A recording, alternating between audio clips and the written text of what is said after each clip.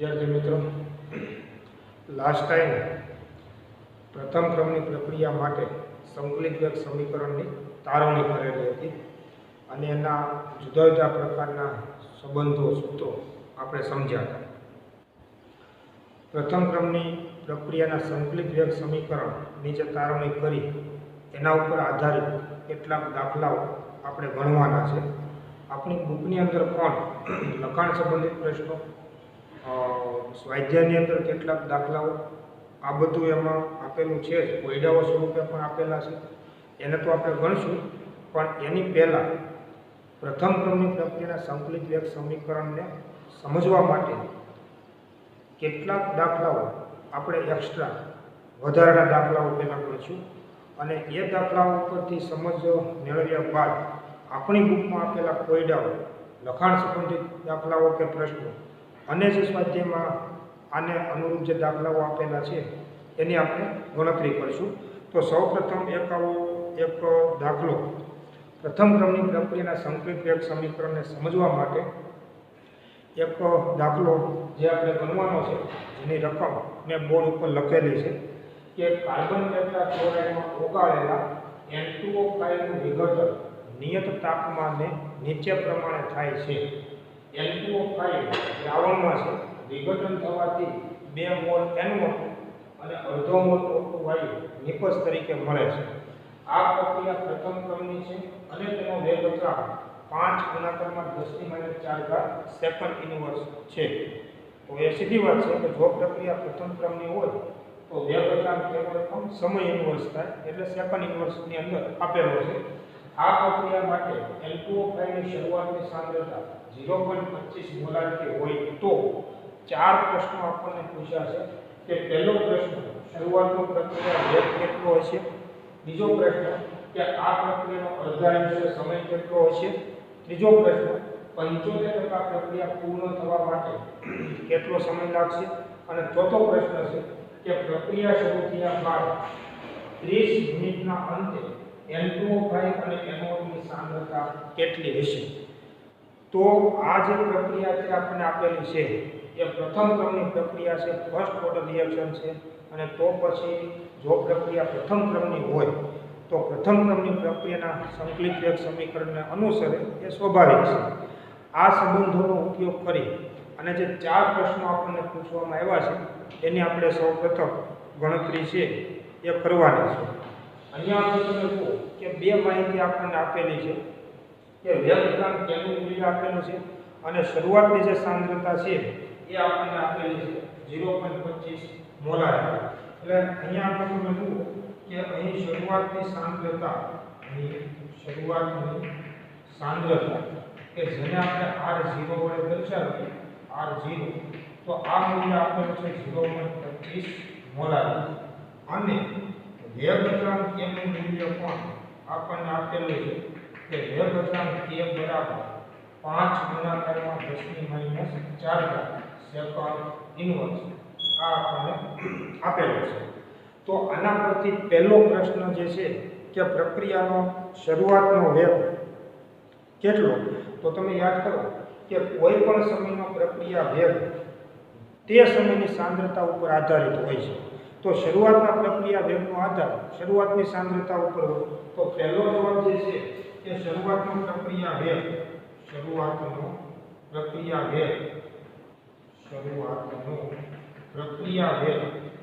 જેને આપણે સંજ્ઞામાં -dr/dt કહીએ છીએ, બરાબર શું થશે? તો કે kr². તો શરૂઆતના પ્રક્રિયા વેગનો આધાર શરૂઆતની સાંદ્રતા ઉપર હોય. શરૂઆતનો પ્રક્રિયા વેગ -dr/dt તો કે અહીંયા આગળ પ્રક્રિયા તરીકે N2O5 છે, તો તમે આમ લખો કે -dN2O5/dt બરાબર k N2O5 ની શરૂઆતની સાંદ્રતા. તો is equal to k R0 એટલે શરૂઆતની સાંદ્રતા અને એનો ઘાતાંક 1 એટલે કે પ્રથમ ક્રમની પ્રક્રિયા છે. જો ખાસ સમજો બરાબર કે શરૂઆતનો પ્રક્રિયા વેગ -dN2O5/dt બરાબર k N2O5 ની શરૂઆતની સાંદ્રતા. તો શરૂઆતની સાંદ્રતાને આપણે R0 વડે દર્શાવીએ અને એ મૂલ્ય આપ્યું છે આપણને 0.25 મોલાર. તો શરૂઆતનો પ્રક્રિયા વેગ -dN2I/dt બરાબર કેનું મૂલ્ય છે 5 ગુણાકારમાં 10⁻⁴ સેકન્ડ ઇન્વર્સ અને શરૂઆતની સાંદ્રતા છે 0.25 મોલ પ્રતિ લિટર. કેપિટલ N એટલે મોલારિટી અને મોલારિટી એટલે મોલ પ્રતિ લિટર. તો ઇઝ ઇક્વલ ટુ 1.25 ગુણાકારમાં 10⁻⁴ ms ઇન્વર્સ. જો ટૂંકમાં ઘણી બધી વખત પ્રક્રિયા વેગનો એકમ આવી રીતે લખવામાં આવે ms ઇન્વર્સ. m એટલે મોલારિટી મોલ પ્રતિ લિટર, s એટલે સેકન્ડ ઇન્વર્સ. તો શરૂઆતનો પ્રક્રિયા વેગ જે છે એ 1.25 ગુણાકારમાં 10⁻⁴ ms ઇન્વર્સ એ પહેલો જવાબ થયો. બીજો જવાબ તમે વાંચો કે આ પ્રક્રિયાનો અર્ધાયુષ્ય સમય ગણો. તો બહુ સીધી વાત થઈ ગઈ કે પ્રથમ ક્રમની પ્રક્રિયાનો વેગ અચળાંક કે આપણે જાણતા હોઈએ તો એના ઉપરથી એનો અર્ધ પ્રક્રિયા સમય કે અર્ધાયુષ્ય સમય આપણને મળશે. તો બીજો જવાબ કે પ્રથમ ક્રમની પ્રક્રિયા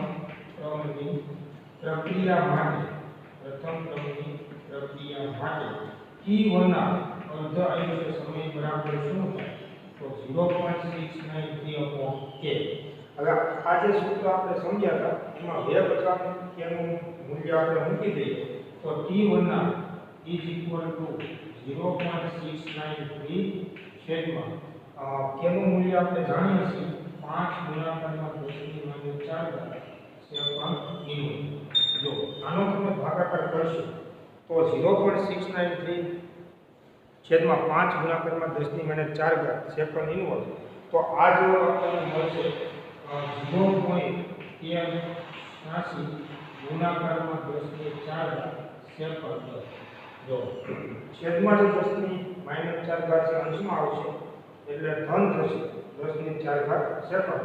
તો ઇઝ ઇક્વલ ટુ 1386 સેકન્ડ કહી શકાય. 1386 સેકન્ડ. જો અત્યારે જે આપણને બીજો પ્રશ્ન પૂછવામાં આવ્યો છે કે આ પ્રક્રિયાનો અર્ધ પ્રક્રિયા સમય કેટલો? તો આ પ્રક્રિયાનો અર્ધ પ્રક્રિયા સમય 1386 સેકન્ડ થશે. હવે આનું એક તમે સૈદ્ધાંતિક અર્થઘટન સમજી શકશો. આનો અર્થ એવો થયો કે માનો કે આ પ્રક્રિયાની શરૂઆતની સાંદ્રતા 0.25 મોલ પ્રતિ લિટર હતી. પ્રક્રિયા શરૂ થાય તો 1386 સેકન્ડને અંતે આ સાંદ્રતા ઘટીને અડધી થઈ. એટલે કે 0.25 જે સાંદ્રતા છે એ ઘટીને અડધી થઈ જાય. એટલે કે 0.125 મોલ પ્રતિ લિટર જેટલી થાય. અને આટલી થવા માટે લાગતો જે સમય છે એને આપણે એનો અર્ધ પ્રક્રિયા સમય કહીએ છીએ અને એ 1386 સેકન્ડ જેટલો સમય લાગશે એવો એનો અર્થ કરી શકાય. એટલે બીજો જે પ્રશ્ન છે કે આ પ્રક્રિયાનો અર્ધાયુષ્ય સમય કેટલો? તો આ સૂત્ર પરથી તમે જો ગણતરી કરશો તો આ પ્રક્રિયાનો અર્ધાયુષ્ય સમય 1386 સેકન્ડ જેટલો આપણને મળશે. હવે ત્રીજી બાબત, ત્રીજો પ્રશ્ન જે પૂછવામાં આવ્યો છે કે 75% પ્રક્રિયા પૂર્ણ થવા માટે કેટલો સમય લાગશે? અહીંયા આપણે ખાસ સમજવાની વાત એ છે કે તમે જે આ બીજો જવાબ લાવ્યા 1386 સેકન્ડ એનો T1 આપશે અર્ધાયુષ્ય સમય છે. એનો મતલબ કે આટલા સમયને અંતે પ્રક્રિયા 50% પૂર્ણ થશે. તમે T1 ની વ્યાખ્યા યાદ કરો તોય ખ્યાલ આવશે કે 50% પ્રક્રિયા પૂર્ણ થવા માટે લાગતા જરૂરી સમય તેનો અર્ધ પ્રક્રિયા સમય તરીકે ઓળખવામાં આવે છે. 50% પ્રક્રિયા પૂર્ણ થવા માટે 1386 સેકન્ડનો સમય લાગતો હોય તો 75% પ્રક્રિયા પૂર્ણ થવા માટે કેટલો સમય લાગશે આવી ત્રિરાશી નહીં મૂકવાની અથવા તો ન મૂકી શકાય. શા માટે? તો આવી ત્રિરાશી તમે તો જ મૂકી શકો કે જો એનો વેગ અચળ હોય ને તો. અને તમે યાદ કરો કે કોઈ રાસાયણિક પ્રક્રિયાનો વેગ અચળ નથી. દરેક ક્ષણે પ્રક્રિયાનો વેગ બદલાય છે, પ્રક્રિયાનો વેગ ઘટે છે, પ્રક્રિયા ધીમી પડે છે. એટલે કોઈ રાસાયણિક પ્રક્રિયામાં તમે ક્યારે આવી ત્રિરાશી મૂકી અને એનો કેટલા ટકા પ્રક્રિયા પૂર્ણ થઈ તે અથવા તો અમુક ટકા પ્રક્રિયા પૂર્ણ થવા માટે કેટલો સમય લાગશે એ ત્રિરાશી મૂકીને ક્યારેય ગણતરી કરી શકાય નહીં. અહીંયા આગળ તમે વિચારો કે 50% પ્રક્રિયા પૂર્ણ થવા માટે 1386 સેકન્ડ લાગે છે, તો આપણને એમ થાય કે 51% પ્રક્રિયા પૂર્ણ થવા માટે કેટલો સમય લાગે, તો એની અલગથી ગણતરી જ કરવી પડે. અને આવું જાણવા કે સમજવા માટે પ્રથમ ક્રમની પ્રક્રિયાના સંકલિત વેગ સમીકરણ છે એનો આપણે ઉપયોગ કરીએ છીએ, ઉપયોગ કરવાના છે, કે જેમાં તમે કોઈ પણ સમયે પ્રક્રિયકની સાંદ્રતા જાણી શકો અથવા તો અમુક ટકા પ્રક્રિયા પૂર્ણ થવા માટે કેટલો સમય લાગશે ને એને તમે જાણી શકો. તો ત્રીજો જવાબ જે છે, ત્રીજો પ્રશ્ન, એનો જવાબ મેળવવા માટે અહીંયા તમે વિચારો કે જ્યારે આપણે પ્રથમ ક્રમની પ્રક્રિયાનું સંકલિત વેગ સમીકરણનો ઉપયોગ કરીશું તો એમાં log r0/r એવું મૂલ્ય આપણને આવશે, તો એમાં કિંમત મૂકવી પડશે. r0 એ તો t બરાબર 0 સમયની સાંદ્રતા છે, પ્રક્રિયકની મૂળ સાંદ્રતા છે, અને એ તો હંમેશા અચળ છે, અને એ આપણને આપેલું છે 0.25. પણ જેમ જેમ સમય પસાર થાય એમ એમ પ્રક્રિયકની સાંદ્રતા છે એ ઘટતી. અહીંયા જેમ કીધું છે કે 75% પ્રક્રિયા પૂર્ણ કરવા માટે કેટલો સમય લાગશે એ આપણને પૂછ્યું છે. તો પ્રક્રિયા 75% પૂર્ણ થાય છે એનો મતલબ એવો થયો કે પ્રક્રિયા 25% બાકી રહેશે. કારણ કે જે સૂત્ર છે એમાં આપણે t સમયની પ્રક્રિયકની સાંદ્રતાની જરૂર છે. અને તમે યાદ કરો કે રાસાયણિક ગતિકીમાં વિકલન વેગ સમીકરણમાં આપણે સમજ્યા છે કે પ્રક્રિયકની સાંદ્રતાને અનુસંધાને વેગની રજૂઆત કરીએ છીએ. માનો કે પ્રક્રિયકનું રૂપાંતર નિપજમાં થઈ ગયું તો નિપજ કેટલી મળી એને આપણે ધ્યાનમાં નથી લેતા. કોઈ પણ સમયે પ્રક્રિયકની સાંદ્રતા કેટલી ઘટે છે એના આધારે જ વેગ નિર્ધારિત કરીએ છીએ, વેગની ગણતરી કરીએ છીએ, અને એને જ આપણે ધ્યાનમાં લઈએ. એટલા જ માટે સંકલિત વેગ સમીકરણમાં પણ t સમયની સાંદ્રતાની આપણે જરૂરિયાત પડે છે. અને એટલા માટે જો પ્રક્રિયા 75% પૂર્ણ થતી હોય તો 25% પ્રક્રિયા બાકી રહેશે ને, એવો એનો અર્થ થયો. તો જો પ્રક્રિયાની મૂળ સાંદ્રતા 0.25 મોલારિટી હોય તો 75% પ્રક્રિયા પૂર્ણ થાય છે, એનો મતલબ 25% બાકી રહેશે. તો જે મૂળ સાંદ્રતા છે એની 25% સાંદ્રતા બાકી હોય એનો અર્થ એવો થયો. એટલે આને થોડુંક આપણે સૈદ્ધાંતિક રીતે લખીએ તો પ્રક્રિયા 75% પૂર્ણ થાય છે, પ્રક્રિયા 75% પૂર્ણ થાય છે એટલે કે 25% બાકી રહે છે, 25% બાકી રહે છે. અને ખાસ યાદ રાખવાનું મિત્રો કે કોઈ પણ દાખલાની ગણતરીમાં પ્રક્રિયા કેટલા ટકા પૂર્ણ થઈ ગઈ છે એને ધ્યાનમાં લેવાનું નથી. જરૂર એની પડશે પ્રક્રિયા કેટલા ટકા બાકી રહે છે. જો પ્રક્રિયા 75% પૂર્ણ થતી હોય તો એનો મતલબ એવો થયો કે પ્રક્રિયા 25% હજી બાકી રહે છે. તો પ્રક્રિયાની મૂળ સાંદ્રતા જો 0.25 મોલારિટી હોય તો આની 25% સાંદ્રતા બાકી રહેશે, જેને આપણે t સમયની સાંદ્રતા અથવા તો એને આપણે r વડે દર્શાવી શકીએ. અને તેથી rt બરાબર શું કહી શકાય તો કે r0 ના 25%, r0 ના 25% બરાબર શું થાય તો કે r0 ગુણાકારમાં 25 ભાગ્યા 100. હવે તમે જુઓ કે r0 ની કિંમત તો 0.25 એ આપણને આપેલી છે, એ કિંમત મૂકશો તો એની પણ આપણે ગણતરી કરી શકશું. અથવા તો તમે સીધી કિંમત આમાં મૂકો કે k બરાબર 2.303/t log r0 ના છેદમાં rt, બરાબર, r0 ના છેદમાં rt. આમાં સમય t આપણે મેળવવાનો છે કે 75% પ્રક્રિયા પૂર્ણ થવા માટે કેટલો સમય લાગશે, એટલે સમય t મેળવવાનો. તો આ સૂત્રની અંદર k નું મૂલ્ય 5 બરાબર 2.303/t log r0 જે છે તે છેદમાં rt ના સ્થાને r0 ગુણાકારમાં 25 અને ભાગ્યા 100 આમ મૂકી શકાય. તો t બરાબર 2.303 છેદમાં 5 ગુણાકારમાં 10⁻⁴ સેકન્ડ log જો r0 કેન્સલ થશે એટલે 100 ભાગ્યા 25. તો સમય t બરાબર 2.303 છેદમાં 5 ગુણાકારના 10⁻⁴ સેકન્ડ અને log 4.0. log 4.0 એટલે તમને યાદ છે કે કે 40નું 0માં લોગેરિધમ જોવા. 40નું 0માં લોગેરિધમ જોવા. એક આંકડા પછી પોઈન્ટ છે એટલે 0.40નું 0માં લોગેરિધમ તમે જોશો તો એનો જવાબ મળશે 60.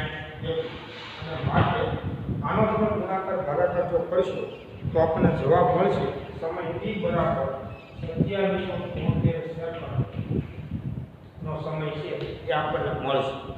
એટલે ત્રીજો પ્રશ્ન જે છે પ્રક્રિયા 75% પૂર્ણ થવા માટે કેટલો સમય લાગશે? તો 75% પ્રક્રિયા પૂર્ણ થવા માટે 2773 સેકન્ડનો સમય છે એ લાગશે.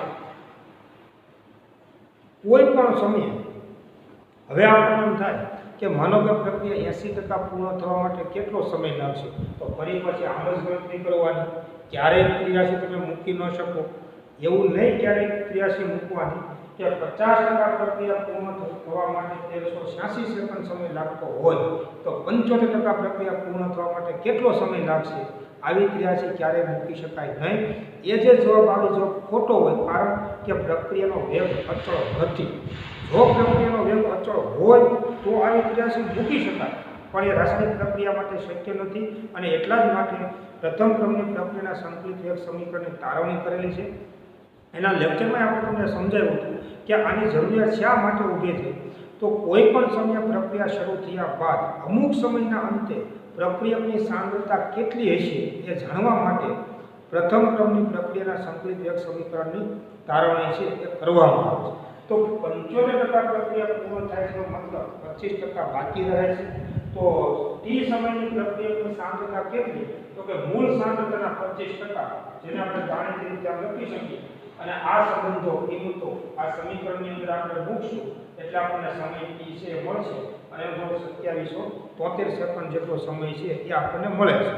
પણ આવી રીતે કોઈ પણ પ્રશ્ન પૂછો કે માનો કે તમને આમાં એમ કીધું કે 78% પ્રક્રિયા પૂર્ણ થવા માટે કેટલો સમય લાગશે, તો વળી પાછી આ જ પ્રમાણે ગણતરી કરવાની. કારણ કે જો 78% પ્રક્રિયા પૂર્ણ થતી હોય એનો મતલબ 22% પ્રક્રિયા બાકી રહેશે. તો આ જેના 22% તમારે લેવા પડશે અને એ પ્રમાણે ગણતરી કરવાની. તો આવી રીતે અત્યારે જો પ્રક્રિયા 75% પૂર્ણ થવા માટે સમય પૂછો તો 2773 સેકન્ડ જેટલો સમય છે એ લાગે છે. તમે એક મિત્રો વિચારી શકશો કે પ્રક્રિયા 50% પૂર્ણ થવા માટે 1386 સેકન્ડ જેટલો સમય લાગે છે. તો ક્યારેક આપણને એમ જ લાગે કે આના કરતાં બમણો સમય કરો તો પ્રક્રિયા શું 100% થઈ જાય, પૂર્ણ થઈ જાય? તો એ પણ શક્ય નથી. તમે સમજી શકો છો, વેગ અચળ હોય તો જ શક્ય બને. એટલે 1386 સેકન્ડનો બમણો સમય તમે કરશો તો એનો મતલબ એવો નથી કે ત્યારે પ્રક્રિયા 100% પૂર્ણ થઈ જાય. કેમ કે પ્રક્રિયા દરેક સમયનો વેગ છે ઘટતો જવાનો છે. એટલે તો તમે જુઓ કે વધારે 50% પ્રક્રિયા પૂર્ણ થવા માટે 1386 સેકન્ડનો સમય લાગે છે અને વધારાની 25% પૂર્ણ થાય તો પ્રક્રિયા 75% પૂર્ણ થઈ તેમ કહેવાય. તો વધારાની 25% પૂર્ણ થવા માટે 2773 સેકન્ડ જેટલો સમય છે એ લાગે છે, જે આના કરતાં બમણા સમય કરતાં પણ વધારે છે, તમે જોઈ શકો છો. અને એટલા માટે 2773 સેકન્ડને અંતે માત્ર પ્રક્રિયા 75% પૂર્ણ થઈ. હજુ જો બાકીની 25% પ્રક્રિયા પૂર્ણ થવા માટે હજી આનાથી ખૂબ વધારે સમય લાગે, કારણ કે પ્રક્રિયા છે સતત ધીમી પડતી જાય છે. ચોથો જે પ્રશ્ન પૂછવામાં આવ્યો છે કે પ્રક્રિયા શરૂ થયા બાદ 30 મિનિટના અંતે N2O5 અને NO2ની સાંદ્રતા કેટલી હશે? વિચારો બરાબર કે જેવી પ્રક્રિયા શરૂ થાય તો 30 મિનિટના અંતે પ્રક્રિયક N2O5ની સાંદ્રતા કેટલી હશે? તો એના માટે તમારે સંકલિત સમીકરણનો ઉપયોગ કરવો પડશે. માનો કે આ જે સંબંધ છે આ સૂત્ર, એમાં સમય t 30 મિનિટ એને સેકન્ડમાં ફેરવવું પડશે. કેમ કે વેગ અચળાંક કેલ્વિન સેકન્ડ ઇન્વર્સ છે. સમય t તમે 30 મિનિટને સેકન્ડમાં ફેરવી લો. r0 નો અચળ વર્ગ એટલે આપણને rt આપણને મળશે. એટલે કે 30 મિનિટના અંતે N2O5 ની સાંદ્રતા છે આપણને મળશે. એની સાંદ્રતા જેટલી ઘટી હશે એના કરતાં બમણી સાંદ્રતા NO2 ની બની હશે અને એના ઉપરથી આપણે ગણતરી કરીશું. એટલે ચોથો જે જવાબ છે, ચોથો પ્રશ્ન, એની જો આપણે ગણતરી કરીએ તો હું આને અહીં આગળથી દૂર કરું છું અને ચોથો પ્રશ્નના જવાબ માટે 30 મિનિટના અંતે N2O5 ની સાંદ્રતા છે એની આપણે ગણતરી કરવાની છે કે 30 મિનિટના અંતે N2O5 ની સાંદ્રતા બરાબર આની આપણે ગણતરી કરવાની છે તો ફરી પાછું પ્રથમ ક્રમની પ્રક્રિયા માટે સંકલિત વ્યાસ સમીકરણ લખીએ તો 2.03/3 log R0/RT હવે આ સૂત્રમાં N2O5 ની સાંદ્રતા અને R એટલે પ્રક્રિયા અને અત્યારે પ્રક્રિયા તરીકે N2O5 છે આમાં તમે કિંમત મૂકશો એટલે આપણને RT મળશે તેની કિંમત 5 ગુણાકારના 10 ની ઘાત 4 ગણા સેકન્ડ મળશે બરાબર 2.03 સમય તો 30 મિનિટ કીધો છે અને 30 મિનિટ ને તમારે સેકન્ડમાં ફેરવવું પડશે કારણ શું તો કે વેગવક્રાંક કેનો એકમ સેકન્ડ ઇન્વર્સમાં આપેલો છે એટલે જો વેગવક્રાંક કેનો એકમ મિનિટ ઇન્વર્સમાં હોત તો સમય ડી મિનિટમાં રહેવાનો અત્યારે સમય ડી તમારે સેકન્ડમાં ફેરવવું હોય તો 30 મિનિટ ને ગુણ્યા 60 કરશો એટલે આટલા સેકન્ડ થશે લો R0 આપણને આપેલું છે 0.25 છેદમાં RT તો આનું જો આપણે સાદુરૂપ આપીએ તો આના સાદુરૂપ માટે 5 ગુણાકારમાં 10 ની ઘાત 4 સેકન્ડ ઇન્વર્સ ગુણાકારમાં 30 ગુણાકારમાં 60 સેકન્ડ અને એના છેદમાં 2.03 બરાબર log 0.25 ના છેદમાં R અથવા RT એટલામાં તમે જો ગુણાકાર ભાગાકાર કરશો તો આ જવાબ આપણને મળે છે 0.3908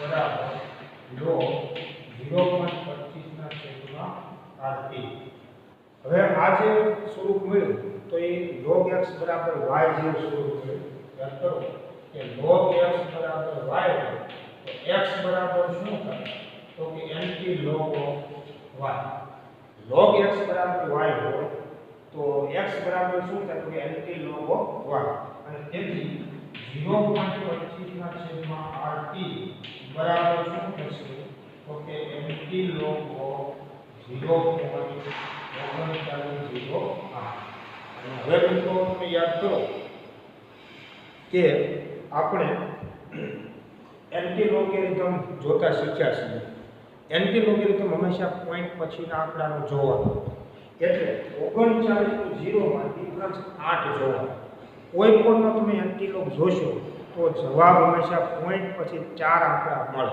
આપણે શીખ્યા છીએ તો 39 0 માં ડિફરન્સ 8 તમે જો એન્ટી લોગેરિધમ તમે જુઓ તો એનો જવાબ આપણને મળે છે આનો જવાબ આપણને મળે છે 2460 આવો એનો જવાબ મળે છે વિચારજો બરાબર 39 0 માં ડિફરન્સ 8 એન્ટી લોગેરિધમ તમે જુઓ તો એનો જવાબ 2460 મળે છે પોઈન્ટ અહીંયા કેમ કે પોઈન્ટ પછીના 4 આંકડાનો એન્ટી લોગ જોવાનો હોય અને તમે કોઈ પણનો એન્ટી લોગ જુઓ એનો જવાબ પણ પોઈન્ટ પછી 4 આંકડામાં હોય પણ હવે એન્ટી લોગના નિયમ પ્રમાણે પોઈન્ટ આપવાનો અત્યારે અહીંયા છે તો અહીંયા તમે જુઓ પોઈન્ટ પેલા 0 છે 0 માં એક ઉમેરશો તો 1 થાય એટલે 1 સ્થાન જમણી તરફ પોઈન્ટ હશે તો આનો જવાબ મળશે 2.460 RT આપણે મેળવવાનો છે તો RT બરાબર શું થાય તો કે 0.25 ના છેદમાં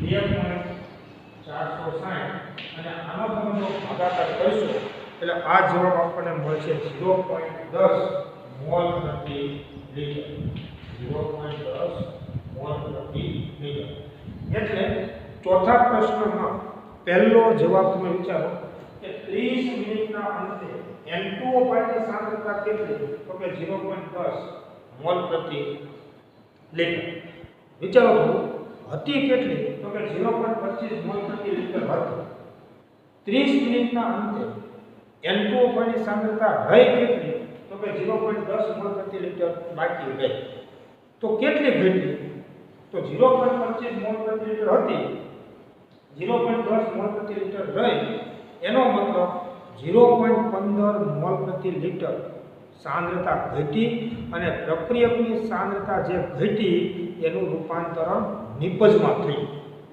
તો 0.15 છે ને એ સાંદ્રતાનો ઘટાડો થયો. તો તમે એમ જ મોટી ગણતરી કરી શકશો કે 0.15 મોલ પ્રતિ લિટર જો 30 મિનિટમાં N2O5 ની સાંદ્રતા ઘટતી હોય તો એના કરતાં બમણો વધારો NO2 નો હોય. અને બીજો પ્રશ્ન છે કે NO2 ની સાંદ્રતા કેટલી? તો આની સાંદ્રતામાં ઘટાડો 0.15 નો હતો 30 મિનિટમાં. તો 30 મિનિટમાં NO2 ની સાંદ્રતા 0.30 મોલ પ્રતિ લિટર થઈ. તો આને જો તમે થોડુંક વ્યવસ્થિત લખો તો પહેલો જવાબ તો આપણને મળી ગયો કે 30 મિનિટને અંતે N2O5 ની સાંદ્રતા કેટલી છે. અને હું શું કરું છું અને અહીંયા લખું છું કે 30 મિનિટના અંતે N2O5 ની સાંદ્રતા કેટલી છે? તો કે 0.10 મોલ પ્રતિ લિટર થઈ. 30 મિનિટને અંતે N2O5 ની સાંદ્રતા બરાબર 0.10 મોલ પ્રતિ લિટર એટલી થઈ. તેથી N2O5 ની સાંદ્રતામાં ઘટાડો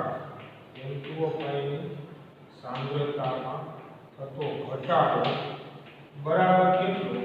તો કે 0.25 - 0.10 બરાબર 0.15 મોલ પ્રતિ લિટર.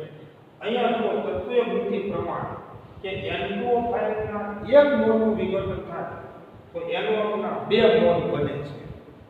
એટલે જો N2O5 ની સાંદ્રતામાં 0.15 નો ઘટાડો થયો હોય તો NO2 ની સાંદ્રતા એના કરતાં બમણી એટલે કે 0.30 મોલ પ્રતિ લિટર થાય. અને તેથી 30 મિનિટ બાદ 30 મિનિટના અંતે NO2 ની સાંદ્રતા કેટલી? તો NO2 ની સાંદ્રતા બરાબર 2 ગુણાકારમાં 0.15 બરાબર 0.30 મોલ પ્રતિ લિટર આટલી થશે. આજે આપણે ચોથા પ્રશ્નનો જવાબ મેળવ્યો એ ઘણા બધા દાખલાઓમાં ઉપયોગમાં આવશે. અત્યારે તમે જુઓ આ દાખલામાં આપણે 4 પ્રશ્નોના જવાબો મેળવ્યા. આ 4 પ્રશ્નોના જવાબો ખાસ સમજવાના. એવી રીતે ઘણા બધા દાખલાઓ ગણવામાં આવશે. આ એક દાખલાની અંદર 4 પ્રશ્નો પૂછવામાં આવ્યા છે. મતલબ ગાગરમાં સાગર એવા પ્રકારનો દાખલો છે. એક દાખલા ઉપરથી ઘણું બધું સમજવાનું છે. અત્યારે તમે માનો કે આના દાખલામાં તમને એમ પૂછ્યું કે 30 મિનિટના અંતે O2 ની સાંદ્રતા કેટલી? તો તમે જુઓ કે આનો 1 મોલ જ્યારે ઘટે છે તો આના 2 મોલ બને છે, તો આનો અડધો મોલ બને છે. તો જો આની સાંદ્રતામાં થતો ઘટાડો 0.15 મોલારિટીનો હોય તો આ O2 ની સાંદ્રતા જે છે એ 0.15 કરતાં અડધું એટલી સાંદ્રતા O2 વાયુની મળે. એટલે માનો કે O2 વાયુની સાંદ્રતા જો આપણને પૂછીએ તો ખરેખર 0.15/2 કરો એટલી સાંદ્રતા એ O2 વાયુની મળશે. પણ અત્યારે એવું આપણને પૂછ્યું નથી. પૂછવામાં આવે તો તમે કોઈ પણ અમુક સમયના અંતે જેમ પ્રક્રિયકની તમે સાંદ્રતા જાણી શકો છો એમ અમુક સમયના અંતે તમે નિપજની સાંદ્રતા પણ જાણી શકો. પણ કોઈ પણ ઘટકની સાંદ્રતા જાણવા માટે આ સંકલિત વેગ સમીકરણનો ઉપયોગ કરવો પડે. સંકલિત વેગ સમીકરણમાં આપણે હંમેશા પ્રક્રિયકની સાંદ્રતા જ જાણતા હોઈએ છીએ અને એના ઉપરથી તમે નિપજની સાંદ્રતાઓ છે એની પણ ગણતરી કરી શકો.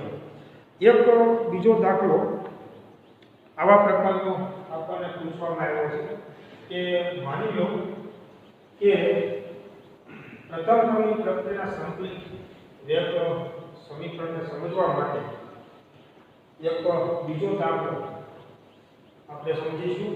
અને આ દાખલાની રકમ જે છે એ આવા પ્રકારની છે કે પ્રથમ ક્રમની એક પ્રક્રિયા છે.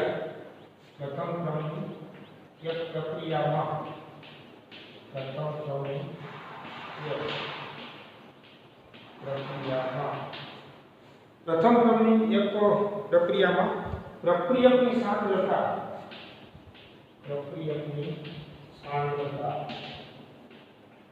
0.080 મોલારિટીથી ઘટી જાય.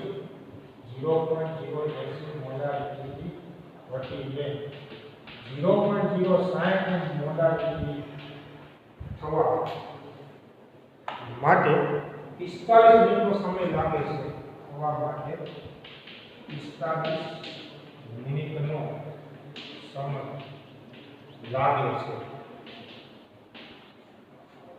હવે આટલો સમય લાગે છે સાંદ્રતા ઘટવા માટે, તો આ પ્રક્રિયાનો અર્ધ આયુષ્ય સમય ગણો. તો આ પ્રક્રિયાનો અર્ધ આયુષ્ય સમય ગણો. જો વિચારો મિત્રો કે પ્રથમ ક્રમની એક પ્રક્રિયામાં પ્રક્રિયકની સાંદ્રતા 0.080 મોલારિટીથી ઘટીને 0.060 મોલારિટી થવા માટે 45 મિનિટનો સમય લાગે છે. તો આ પ્રક્રિયાનો અર્ધ આયુષ્ય સમય ગણો. એક વસ્તુ તમે વિચારો, આપણે T1 ગણવાનો છે. તો જો તમારે પ્રથમ ક્રમની પ્રક્રિયાનો અર્ધ આયુષ્ય સમય ગણવો હોય તો એનો વેગ અચળાંક કે હંમેશા જાણવો પડે.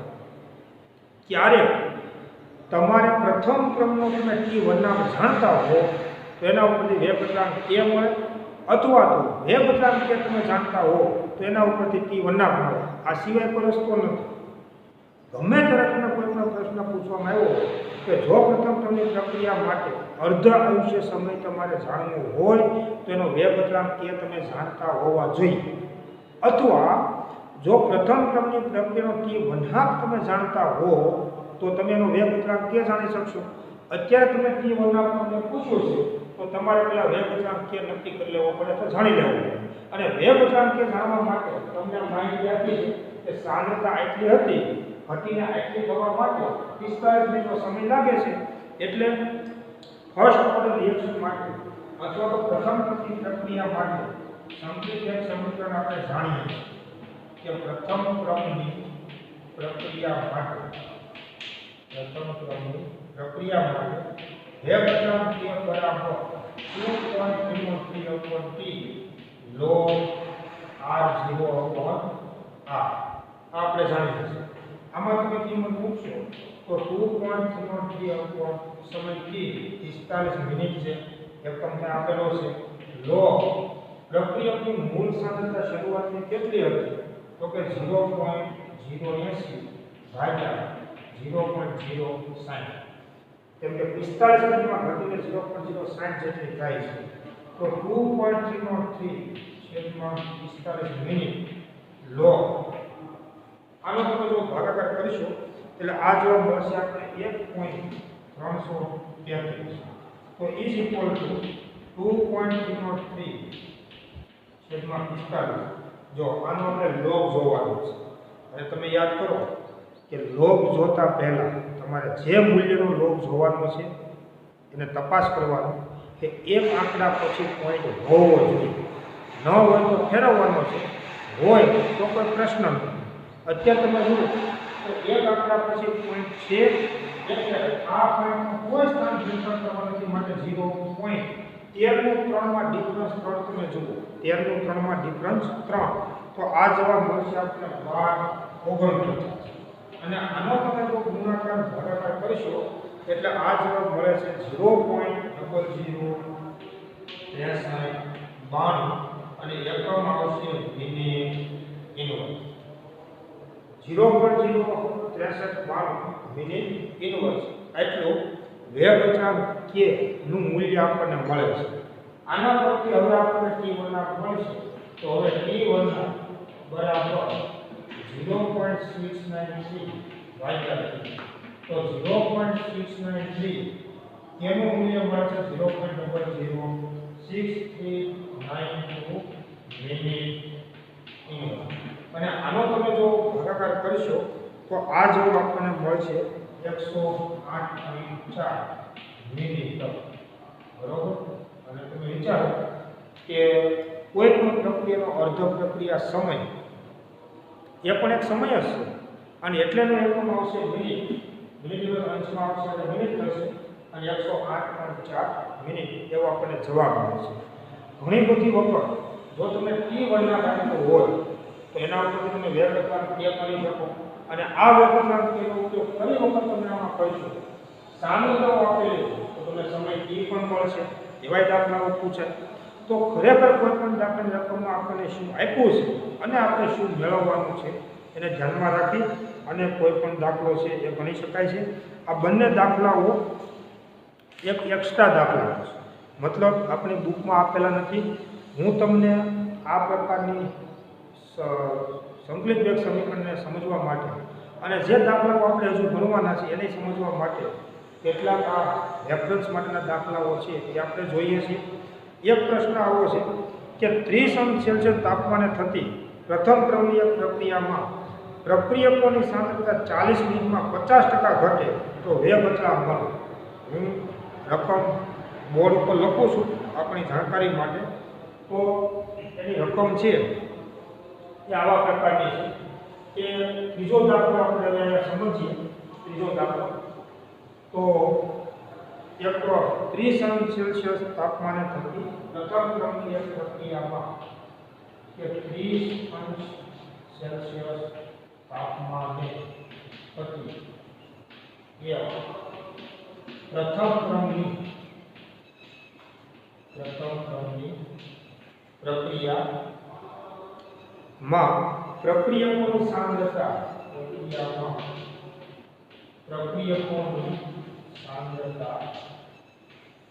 40 મિનિટમાં 50% ઘટે તો 50% ઘટે તો વેગ અચળાંક 50% ઘટે તો વેગ અચળાંક. જો વિચારો મિત્રો, એક આવો દાખલો આપણને પૂછ્યો છે, રકમ મેં બોર્ડ ઉપર લખેલી છે કે 30 અંશ સેલ્સિયસ તાપમાને થતી એક પ્રથમ ક્રમની પ્રક્રિયામાં પ્રક્રિયકોની સાંદ્રતા 40 મિનિટમાં 50% ઘટે તો વેગ અચળાંક ગણો. હવે અહીંયા ખૂબ સીધી વાત થઈ ગઈ કે 50% સાંદ્રતા ઘટે અને 50% સાંદ્રતામાં ઘટાડો થવા માટે જે સમય લાગે એને તો આપણે T1 કે અર્ધ આયુષ્ય કહીએ છીએ. તો ખરેખર તમે જુઓ કે 40 મિનિટ જે સમય આપ્યો છે ને એ પ્રક્રિયાનો T1 આવશે અને પ્રથમ ક્રમની પ્રક્રિયાનો તમે T1 જાણતા હો તો તમે વેગ અચળાંક જાણી શકો. બહુ સિમ્પલ વાત થઈ ગઈ. તો આપણે આ સમજાઈ જવું જોઈએ કે 40 મિનિટ જે સમય આપ્યો છે એ ખરેખર શું છે, તેનો T1 આવશે, અર્ધ આયુષ્ય સમય છે. અને માટે અહીંયા આપણે કહી શકશો કે અહીં T1 બરાબર 40 મિનિટ અને તેથી વેગ અચળાંક T1 બરાબર 0.693/8. અને ખાસ યાદ રાખવાનું કે આ સૂત્રનો ઉપયોગ તમે તો કરી શકો કે જો પ્રક્રિયા પ્રથમ ક્રમની હોય તો. રકમમાં કીધેલું છે પ્રથમ ક્રમની છે અને એટલા સંબંધોનો ઉપયોગ કરી શકો. આમાં જો તમે T1 જાણતા હો તો K આપણને મળશે તો 0.693 આપણો T1 તો K બરાબર 0.693/40 મિનિટ અને આનો તમે જો ભાગાકાર કરશો તો આ જવાબ આપણને મળશે 28 સેકન્ડમાં. માનો કે ફેરવી આપણે એને સેકન્ડમાં ન ફેરવવું અને મિનિટમાં રહેવું દેવું તો 0.01733 મિનિટ ઇનવર્સ એટલો જવાબ છે એ આપણને મળશે. 0.693 ભાગ્યા 40 મિનિટ કરશો તો 0.01733 મિનિટ ઇનવર્સ. જો તમને સેકન્ડ ઇનવર્સમાં પૂછ્યું તો મિનિટ અથવા સેકન્ડમાં ફેરવી દેવો હોય 40 મિનિટ તમે 60 કરશો તો સેકન્ડ મળશે. એનો ભાગાકાર કરશો તો જવાબ તમને સેકન્ડ ઇનવર્સમાં મળશે. માની લો કે તમારે મિનિટ તમે સેકન્ડ ઇનવર્સમાં ફેરવો તો જો આને ભાગ્યા 60 કરો તો આને ભાગ્યા 60 કરશો તો તમને જવાબ મળશે. આવું બધું ગણિત જે છે એ આપણે જાણીએ છીએ અને જાણતા હોવા જોઈએ. પ્રશ્ન તો ગમે તે પ્રકારનો પૂછ્યો હોય, જેવા એકમમાં જવાબ આપણે લાવવાનો હોય એવા પ્રકારે સંબંધનો ઉપયોગ કરી અને એનો જવાબ છે એ મેળવી શકાય. હવે આપણે જે દાખલાઓ સમજવાના છે એ હજુ કેટલાક એક્સ્ટ્રા દાખલા હું તમને ગણાવીશ, સમજીશું, આપણે હોમવર્કમાં આપીશ. અત્યારે આ લેક્ચરની અંદર આપણે આ 3 દાખલાઓ સમજ્યા. આવા બીજા કેટલાક દાખલાઓ આવતા લેક્ચરની અંદર જોઈશું. સાથે સાથે હું તમને હોમવર્કમાં આપીશ. બુકની અંદર જે કોયડાઓ છે લખાણ સંબંધિત છે, સ્વાધ્યાયના છે, એ દાખલા પણ ગણીશું અને એમાંથી કેટલાક હું તમને હોમવર્કમાં પણ આપીશ. વળી પાછું સોલ્યુશન કરીને પાછું આપીશ. તો આ રીતે આપણે આવા ઘણા બધા દાખલાઓ છે એ આપણે ગણવાના છે, જેની વાત આપણે આવતા નેક્સ્ટ લેક્ચરની અંદર જોઈશું. Thank you very much.